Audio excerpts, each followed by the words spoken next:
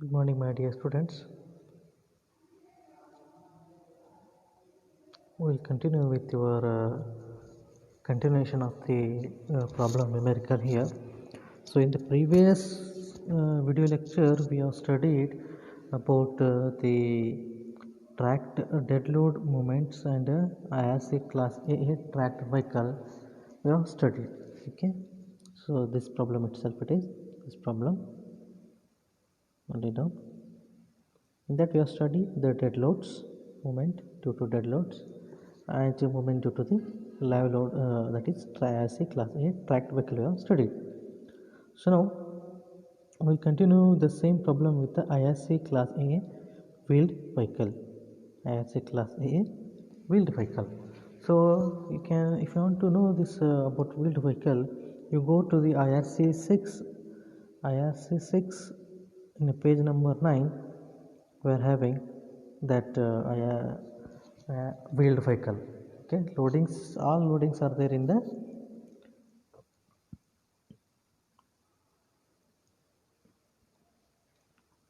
IRC 6.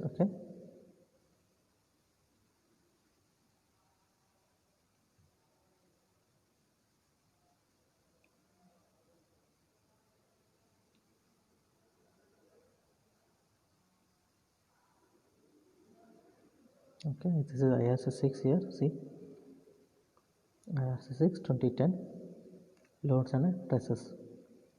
In that page number 9, we are having class AA wheeled vehicles.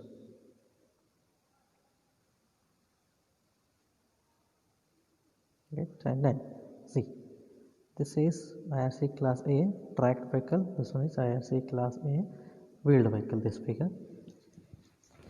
In each row we are having 4 wheels. In each row we are having 4 wheels. See, these 4 wheels are 1 axle. So they have kept at a clearance of C. This is your road carriageway. This is your curve. This vehicle has been placed with a distance of clearance of minimum clearance C here placed. So in each axle we are having 4 wheels, such of 2 rows. Okay, such of 2 rows. Outer wheel is carrying a load of 37.5. The inner wheel is carrying a load of 62.5 on each wheel. This is 37.5. This is each wheel load. The load from the each wheels. Remember it is. This is load from this wheel. This is load from this wheel. This is load from this wheel. This is load from this wheel. Likewise, we are having again another 4 wheels. Same loading conditions. Okay, the out of this axle wheel, the width of this vehicle is 2350 meter. The width of this vehicle from this point to this point it is 2350. Maybe from this it is 23 something it is. We'll add up here, we'll get it. So it is 300 300 300 2100 2100 is 4200 plus 700.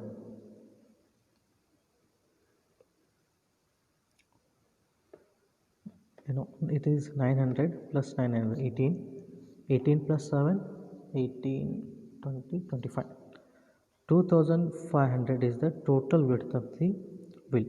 From outer of this wheel to the outer of this wheel we are having 2.5 meters the width, and in this way this is the width is 2.5. in the length wise it is how much?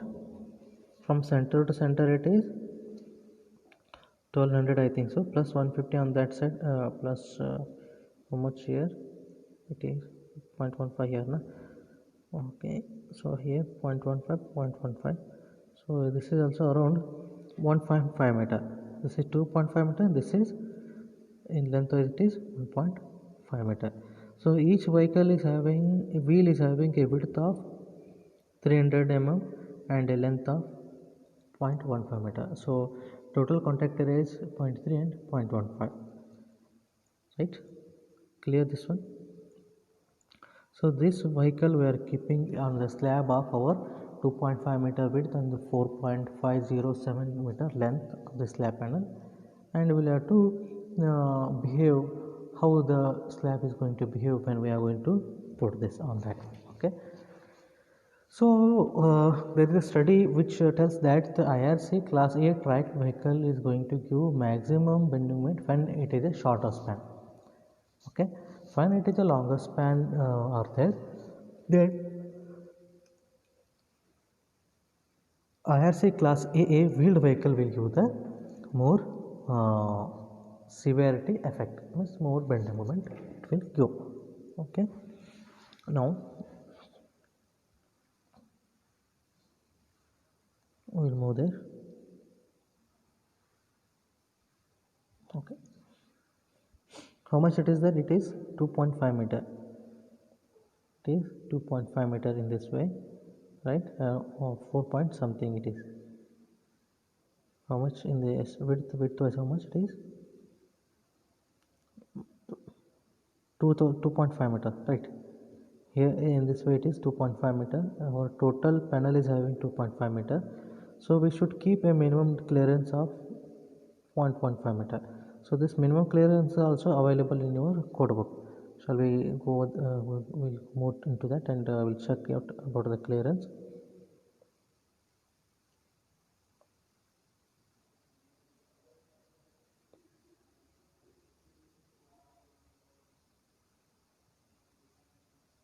The minimum clearance between the road race of the curve and the outer edge of the wheel or track equal to C shall be. For single lane bridge it is 0.3.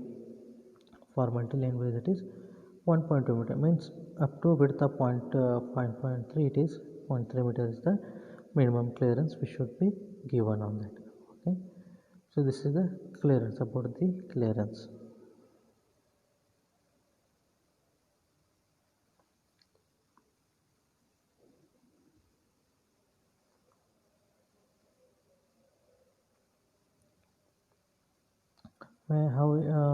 This is totally 2.5 meter. By keeping the 0.3 meter clearance here, by keeping the 0.3 meter clearance, we should place our vehicle here. Okay, then so that we can accommodate our this wheel like this. Okay, this is the wheel 1, wheel 2, wheel 3, wheel 4, wheel 5, wheel 6. Okay, wheel 1 is carrying the load of W1, W2 and W3. Also likewise it is. Now we'll have to calculate the effect of one wheel on the slab panel, that we will study. And one more thing is this Picard's curve. To find the bend moment due to Picard's curve, it is applicable when the loading is symmetrical. Okay, so here the loading W1 is there here, but another W1 is not in this slab panel. Okay, another is not there in that panel, but W2 is the loading is there, but another load is also there, same here. So these two loads are symmetrical to each other, but this is not symmetrical to each other. To solve this one, we have to have one dummy loading here. Okay, so first we will take this W2 loading here. So bending moment calculation due to wheel load 2. So it is carrying a load of 62.5 kilonewton. It is carrying a load of 62.5 kilonewton. Clear?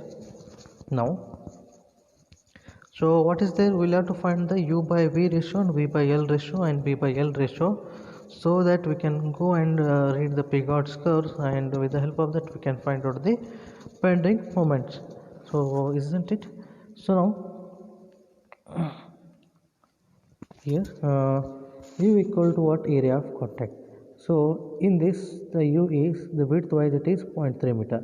This width wise it is 0.3 meter is the width of this vehicle, and the area of the pressure which is going to be act, it is in this shape likewise, and this like this. So this 0.8 is this one cover, the what it has been coated on that pavement road, that is 0.80 mm it is, so it is 0.08. so our U equal to 0.3 plus 2 into 0.080, so it is 0.460, and V equal to, in lengthwise we are having this is 0.15, correct? 0.15, in this way it is 0.5, so it is 0.15 into 2 into 0.080, it is 0.31. So again calculate Q by B ratio, V by L ratio. B is how much? B is 2.5 meter, L is 4.507. u equal to 2.5, b equal to 2.5, L equal to 4.507. So we'll have to calculate the u by b ratio. U equal to 0.460 and b equal to 2.5 and v equal to 0.310 and L equal to 4.507. So we'll have the u by and v by L ratio here. So and our b by L ratio is 0.55.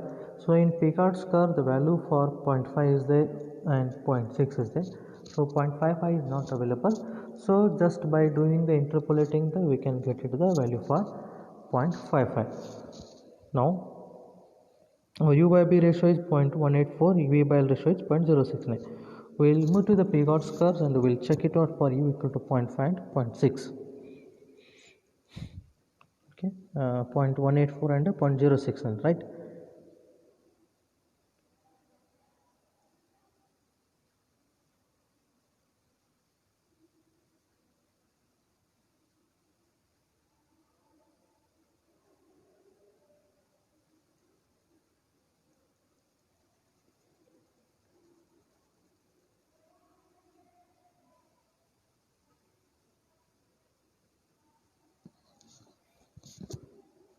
For k equal to 0.5 or u by v ratio it is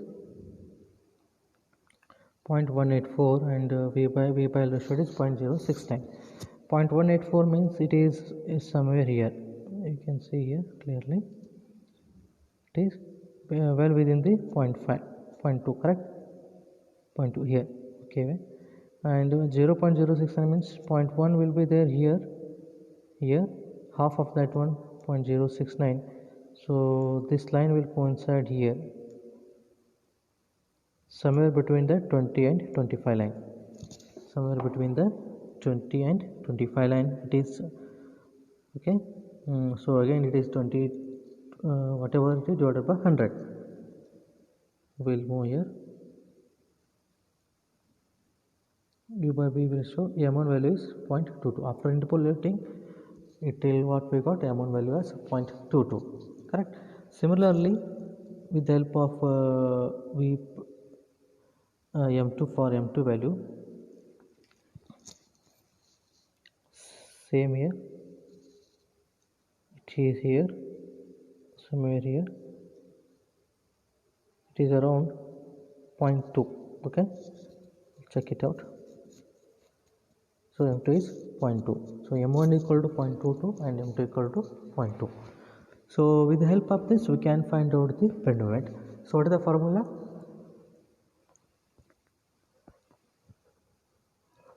W into m1 plus mu into m2. Okay, W m1 plus mu into m2. W is the 62.5. Why? It is the load of this wheel. This wheel is having a load of 62.5. So it is 62.5 into m1 is 0.22 plus mu is 0.2 and m2 is 0.2 here. So this one is mb1. Similarly for longer span it is w into m2 plus mu into m1. So we'll get the answers here likewise.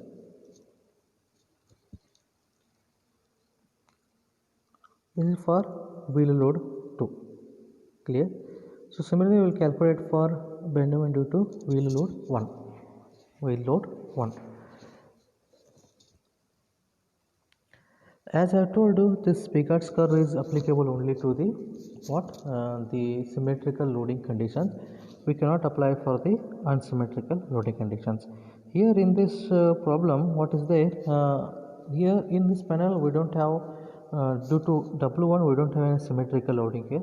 So we will make one dummy loading of same kind of W1.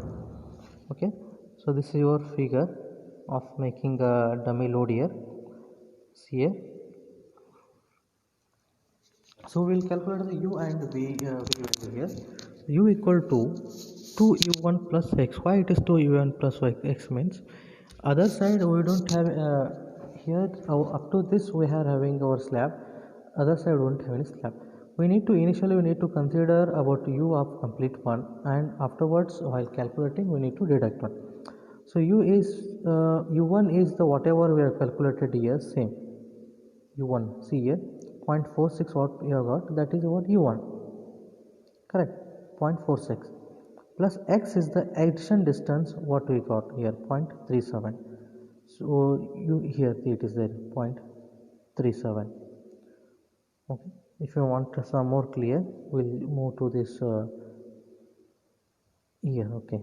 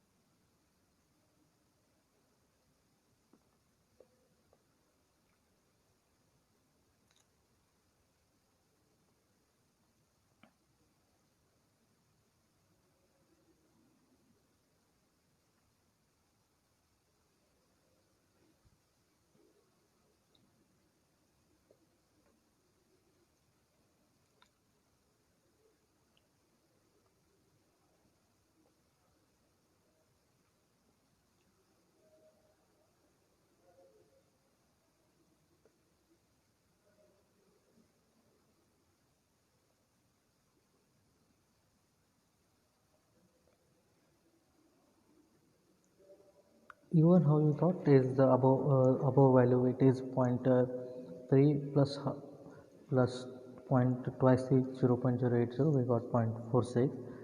So 0.37 is the remaining portion what is there in that addition, this is 0.37.